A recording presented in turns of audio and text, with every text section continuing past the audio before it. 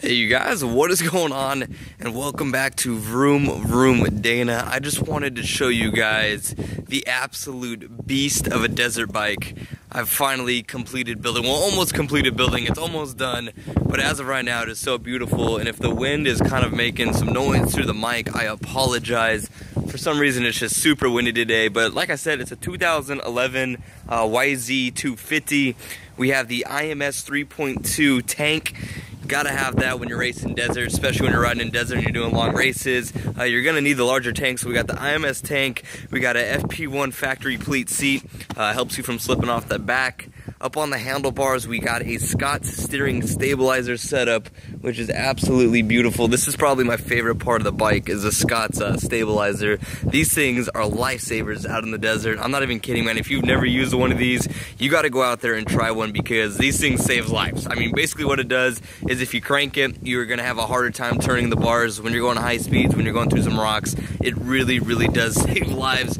Up on the handle grips, I just put on a brand new fresh pair of Pro Taper, sorry about that, Pro Taper grips. These are my favorite grips, the Pello grips. I just absolutely love them. We have the unbreakable levers. I wish this thing would focus a little bit. But clutch and brake, we got unbreakable levers. We got the Acerbi hand guards up front also, just good for whacking off those bushes. Let's see, what else we got? We got black DID rims. They've got the heavy duty spokes on them. You can already tell they're taking a beating from some of the rocks. Black isn't definitely the best color for the desert, but they do look nice, or at least they look nice when they're new. On the back, we got an O-ring chain.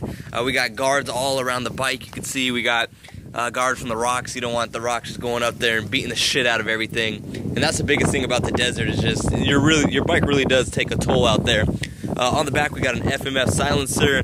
Of course, it has a spark arrestor in there. They're pretty strict about that up in the desert. You go down a little bit more, we got a P3 carbon fiber pipe cover covering the FMF fatty pipe, which is, I think personally, the best pipe you can get for the desert. It's absolutely beautiful. Got the carbon fiber guard on it to help protect it from some of the rocks out there and all the other shit that's out in the desert. Inside, we have I want to say it's an 11-ounce flywheel weight we threw in there to kind of tame it down. Flywheel weights are really, really good for the desert.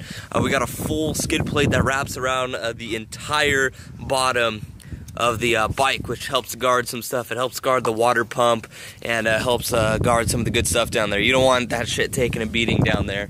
And also we got some guards on it. You can see right here we got a works connection guard. We got a little fin on the bottom. Seal savers up front with Simmons suspension. But besides that, man, that's pretty much sums it up. There's probably some more stuff I can't think of at the moment, but like I said, man, that's that. That's a 2011 YZ250 built for desert, absolute desert shredder. Well, I gotta love them two-strokes, especially out in the desert, but this bike is an absolute beauty. And yeah, with that being said, if you guys enjoyed the video, please drop a like down below. One of these days, it's like $900, I think. I want to get a Recluse clutch. And once I get the Recluse put in there, I honestly can't really think of much more to put on the bike. And there's probably some shit, like I said, that doesn't even, that I didn't even put in the video that I totally forgot about. But yeah, that's my bike.